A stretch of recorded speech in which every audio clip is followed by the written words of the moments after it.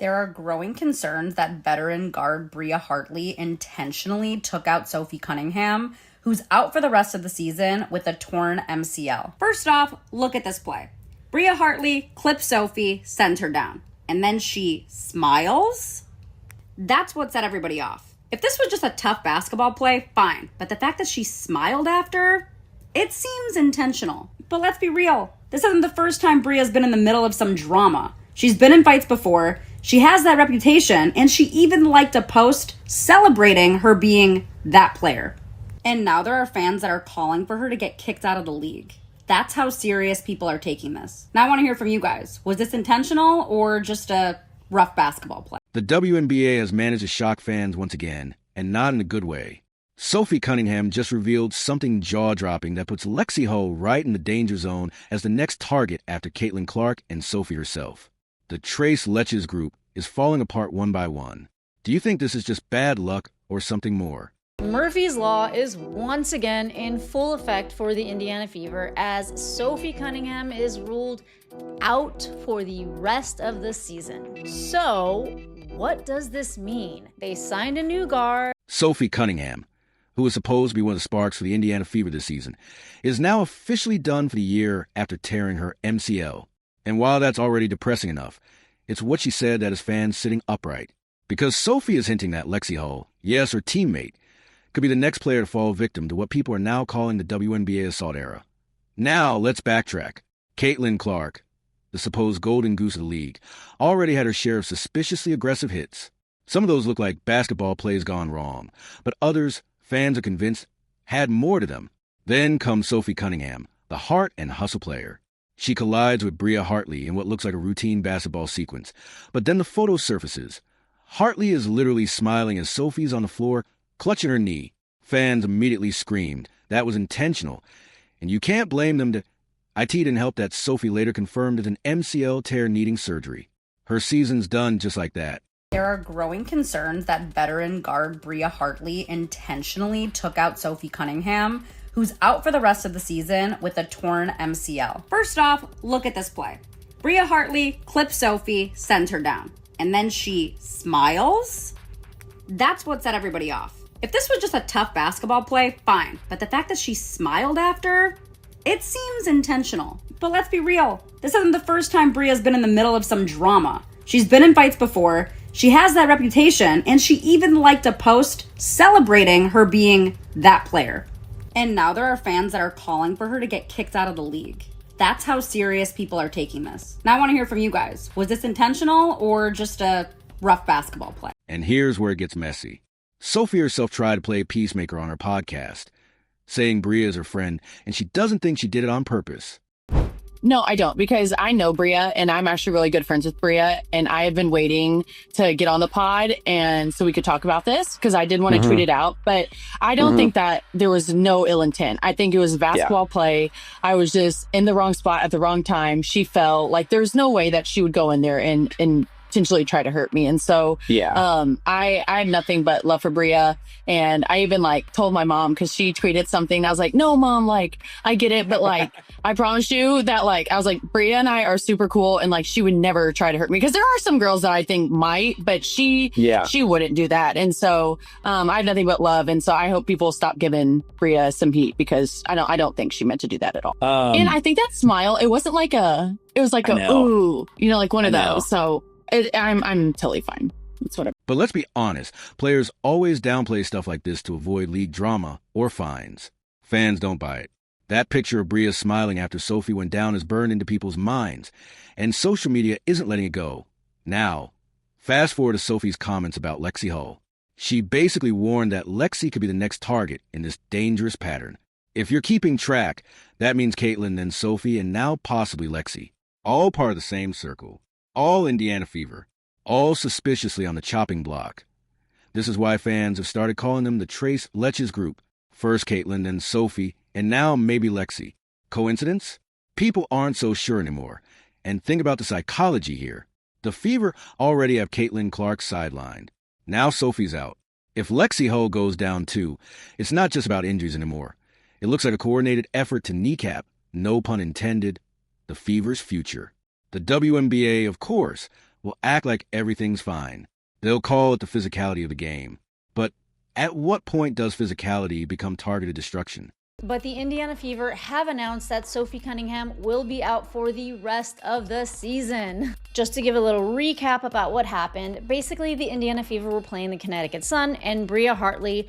Not shocking that it was Bria Hartley. Bria Hartley is involved in many messes in the WNBA, including recently getting ejected from the Chicago Sky game for getting into it with Ariel Atkins after pushing Becca Allen to the ground. She got into it with Rickea Jackson from the Sparks. She yanked Angel Reese's hair, and I know that there's another one that I'm missing. Fans are outraged, and rightfully so. This isn't just about one bad fall. This is about a string of suspicious accidents happening to the same small group of players. And Sophie Cunningham just poured gasoline on that fire by hinting that Lexie Hull better watch her back. Let's not forget how Sophie herself addressed the hit.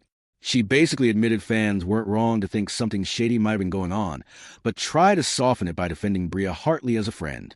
Sorry, Sophie, but fans don't forget smiles like that. The clip doesn't lie, and neither does the pattern we're seeing. And here's the kicker. While Sophie tries to be diplomatic, fans know how this league operates. They've seen Caitlin Clark repeatedly shoved, tripped, hacked, and treated like some rookie punching bag. Even though, reminder, she's not a rookie anymore. This is her second year as a pro, and she's still treated worse than NBA rookies, who at least get some respect. So the Indiana Fever did report tonight that Sophie Cunningham will be out for the remainder of the season with a knee injury. Now, initially, the Indiana Fever didn't even report what the knee injury was. They just said that it would be season ending. However, Alex Filippo, she reported that Sophie Cunningham did tear her MCL and that she would be out for the rest of the season. Now Sophie's out with a torn MCL, and suddenly Lexie Hull is being whispered about as the next one up on the injury list. That's not paranoia. That's a trend.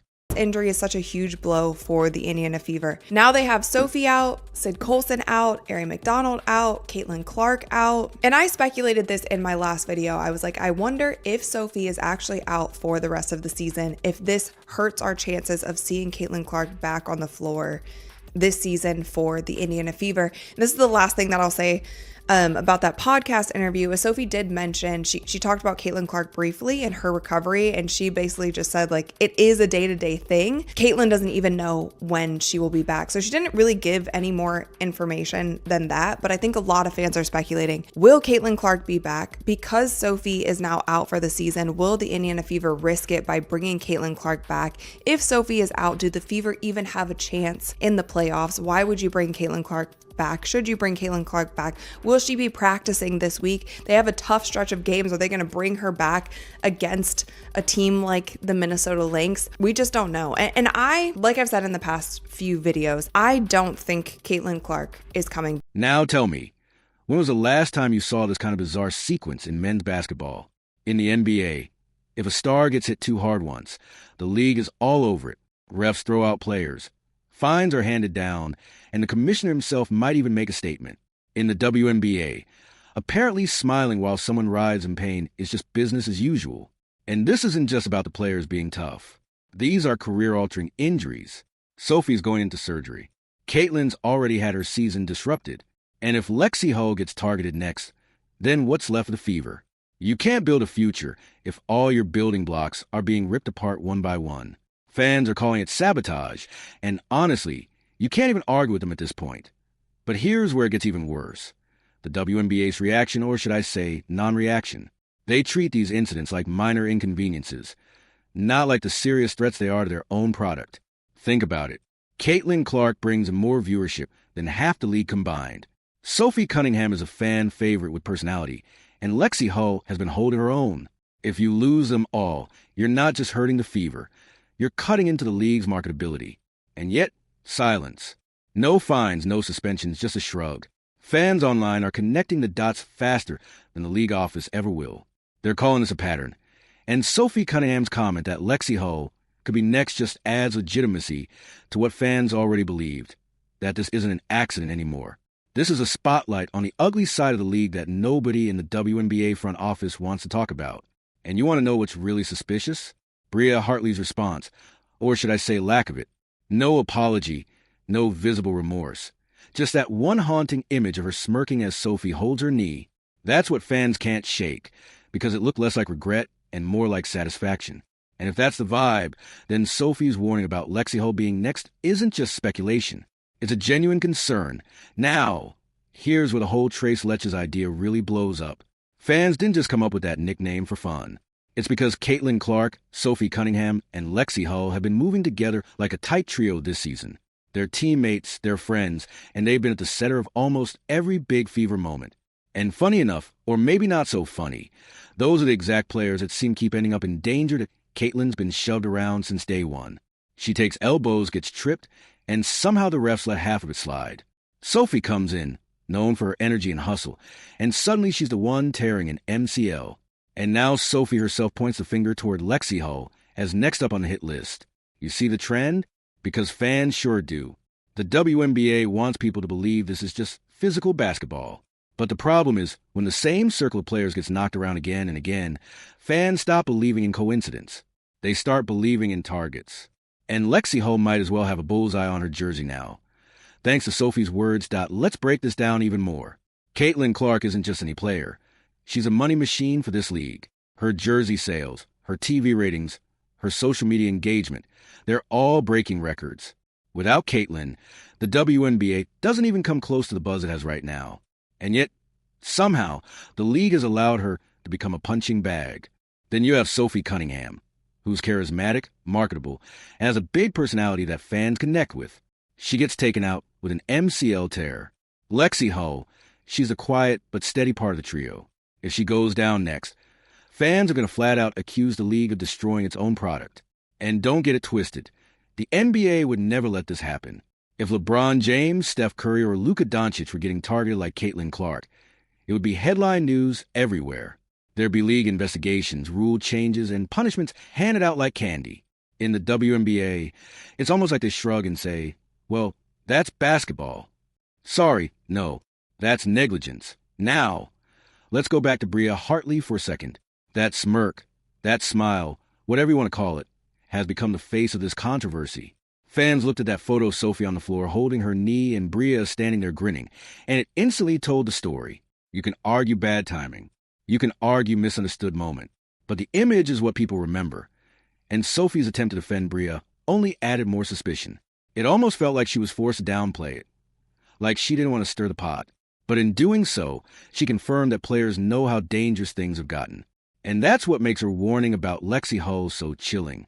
Because if Sophie, the one who just got hurt, is basically saying, hey, Lexie might be next, then what does that tell you? It tells you the players themselves see the pattern. 2, they just can't say it outright because the league doesn't like whistleblowers. Meanwhile, fans are making the noise that the league refuses to make. They're calling for suspensions. They're calling for accountability. Some are even saying Caitlin Clark should get independent medical evaluations outside of the Fever staff because there's no trust left in that system.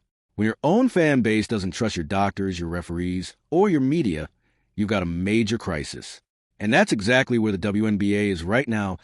Let's also not ignore the bigger elephant in the room, jealousy. Caitlin Clark's fame didn't just rise, it skyrocketed. And in a league where veterans feel overlooked and underpaid, some players have made no secret about not liking the attention she gets. Sophie, by association, became part of that spotlight. And Lexie Hull, while not a headline name herself, has been standing shoulder to shoulder with them. So if you're a jealous rival looking to make a statement, that trio is your target. And that's exactly why fans believe Lexie could be next. And look, nobody's saying the WNBA needs to be a no-contact league. Basketball is physical. Injuries happen. But there's a huge difference between natural contact and what looks like targeted takedowns. Caitlin being shoved when she's nowhere near the ball? That's not basketball. Sophie's knee twisting while her opponent smirks? That's not basketball either. And if Lexie Hull finds herself on the floor next, fans aren't going to accept just bad luck as an excuse anymore. The league loves to promote toughness. They love the idea of showing the women's game as gritty and competitive. But toughness doesn't mean negligence. Toughness doesn't mean ignoring when stars get hammered game after game. And toughness definitely doesn't mean smiling at someone else's pain. If that's what the WNBA thinks toughness is, then no wonder fans are outraged. Now, here's where this gets even more suspicious. Notice how the media around Indiana is handling this, or should I say not handling it. Reporters like Scott Agnes? Fans are openly calling him out for running cover for the Fever front office, acting like the timeline of Caitlyn's injury is crystal clear when the footage suggests otherwise, acting like Sophie's injury is just bad timing when fans saw what happened with their own eyes. That's why fans are losing faith. When the media becomes part of the spin machine, instead of actually holding teams accountable, you don't just lose credibility, you lose your audience. And that's the real danger here. Not just to the Fever, not just to Lexie Hull, but to the WNBA itself. Fans are the ones keeping this league alive. And fans aren't stupid. They see the patterns. They see the favoritism. They see the lack of transparency. And when Sophie Cunningham basically says Lexie Hull could be next, it's confirmation of what they already suspected, that the Trace Letches trio isn't just bonded by friendship or team chemistry. They're bonded by being targets in a league that refuses to protect them.